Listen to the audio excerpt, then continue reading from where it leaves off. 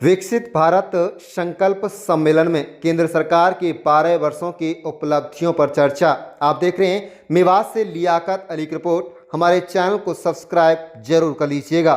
केंद्र सरकार के 12 वर्ष पूर्ण होने के उपलक्ष्य में नुहू जिले के बीडीपीओ कार्यालय में विकसित भारत संकल्प सम्मेलन का आयोजन किया गया। कार्यक्रम में मुख्य अतिथि के रूप में जिला प्रमुख शामिल हुए, जबकि भाजपा जिला अध्यक्ष विशेष रूप से उपस्थित रहे।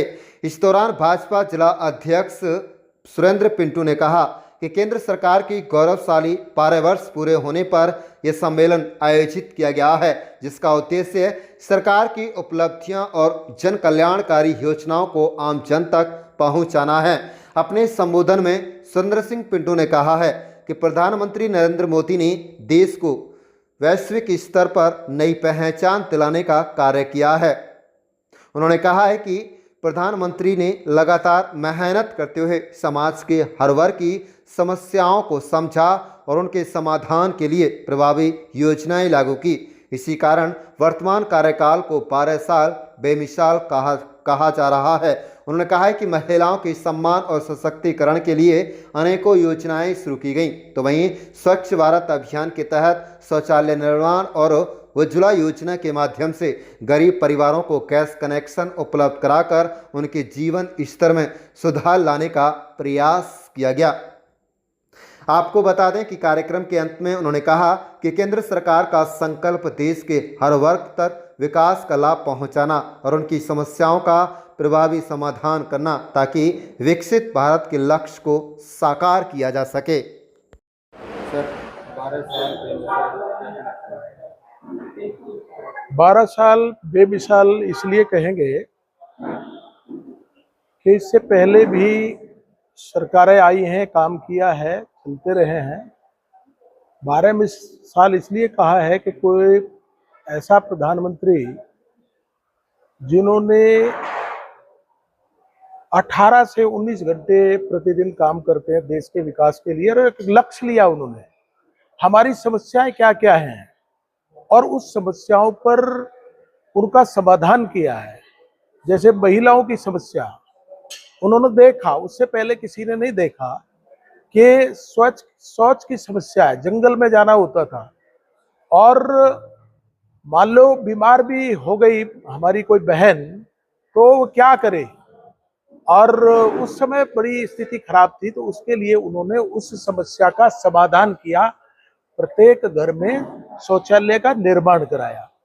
ऐसे ही महिलाओं का, माताओं बहनों का जो समस्या थी कि भाई धुएं की समस्या, चूल्हे पर गीली उस लकड़ियों का प्रयोग करके करते थे, तो वो समस्या का समाधान हमारे प्रधानमंत्री जी ने ढूंढा और उन्होंने घर घर गैस सिलेंडर और वो उनको गरीबों को फ्री में दिए।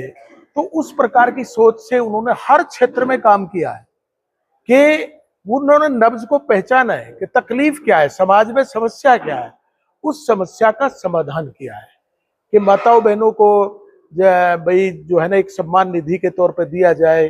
तो उन्होंने उस तरह का लाडू लक्ष्मी के तौर पर जैसे हमारी स्टेट में किया, उसी प्रकार से हमारी भारतीय सरकार ने और प्रदेश की सरकार ने समाज की नब्ज को समझा, उसकी बात को समझा और कौन सी समस्या है, किस वर्ग की है, किसानों की समस्या है।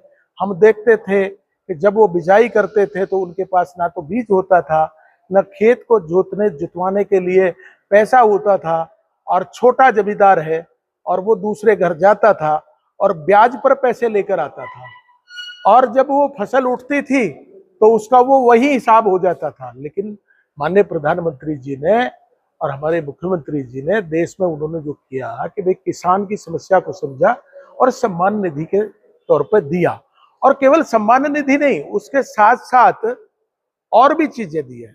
चाहे कौन सी 24 फसलों का हमारी स्टेट में किया है, और किसानों के लिए बिजाई के समय कौन कौन सी फसल बोएंगे, और तो उस पर किया है। और यहाँ तक भी पशुपालन पर भी ध्यान दिया, क्योंकि ये दोनों विषय, किसान और पशुपालन, दोनों एक दूसरे से जुड़े हैं, तो उस पर भी किया और उस पर सब्सिडियां दी। और जहां भी आज उससे एक परिणाम आया है, पहले सब्सिडी होती थी, सब्सिडी मिलती थी, और लेकिन स्थिति वही रहती थी, जैसी परिस्थिति पहले थी वैसे ही थी, उसमें बदल नहीं होता। लेकिन आज की योजनाओं का फायदा ये है कि जो परिस्थिति और स्थिति है हमारे समाज की, चाहे किसान की, चाहे मजदूर की, चाहे गरीब आदमी की, वो उस चीज से ऊपर उठ रहा है। क्योंकि ये क्यों किया है, क्यों उन्होंने सोचा है, कि उन्होंने अपने एक लक्ष्य बनाया है कि हमने जाना कहाँ है, देश को कहाँ ले जाना है। हमारे देश की भी जिम्मेवारी है, केवल राज करने की जिम्मेवारी नहीं है, हमारी इस देश के प्रति भी जिम्मेवारी है कि हमने इस राष्ट्र को अपने उस पर ले जाना है, विकसित पर। एक तय किया कि भाई इतने समय में हम वहां पर जाएंगे, तो उसी आधार पर योजना बनाई है। और उस योजना का परिणाम ये है कि लगातार समाज के अंदर, हर वर्ग के अंदर वो उनका स्तर बढ़ रहा है। तो इस प्रकार की जो है ना, ये उससे ये है, बेमिसाल है कि उनका कारनामा जिस प्रकार का है। वरना तो देख ही रहे हैं, 70 साल से एक ही बात, एक ही नारा लगता रहा, गरीबी हटाओ, गरीबी हटाओ, गरीबी हटाओ, लेकिन गरीबी नहीं हटी। गरीबों की संख्या बढ़ गई, किसान भूमिहीन हो गए।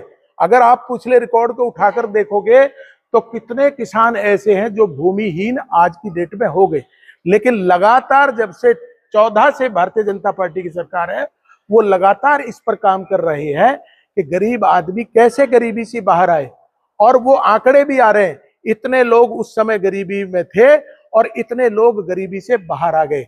किसानों की हालत, इतने लोगों की स्थिति ऐसी थी, आज इतने लोगों की स्थिति अच्छी हो गई है। व्यापारियों की स्थिति इस प्रकार की थी, वो अच्छी हो गई है। पहले हम देखते थे गांव में सड़कों का क्या हाल होता था, जो अभी सरपंच साहब ने कहा है वो ठीक कहा है कि 1 पैसा भी, ऐसे ऐसे सरपंच होते थे जिनके खाते में 1 भी पैसा नहीं आता था। लेकिन मैं माननीय स्वर्गीय प्रधानमंत्री अटल बिहारी वाजपेयी जी का बहुत धन्यवाद करना चाहता हूं कि उन्होंने अपने समय में एक बात तय की कि जितनी जिसकी जनसंख्या है उसके आधार पर उसका हिस्सा ग्रांट के रूप में उसको मिलेगा। वो एक कानून बनाकर गए और उस दिन से ये काम शुरू हो गया। और माननीय मोदी जी ने उस काम को, जो उन्होंने सोचा था, और पंडित दीनदयाल उपाध्याय जी ने जो सोचा था कि अंत्य उदय, जो लास्ट में बैठा व्यक्ति जो हमारा भाई है, उसको कैसे आगे लाया जाए, उसकी योजना के तहत उनकी सब समाज की, सब वर्ग की चिंता करते हुए प्रधानमंत्री जी आगे बढ़ रहे हैं। और 12 वर्ष में अपना देश और प्रदेश बहुत आगे गया है।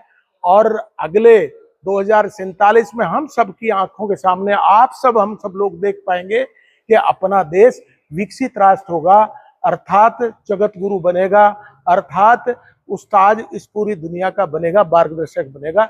इसलिए बेमिसाल है।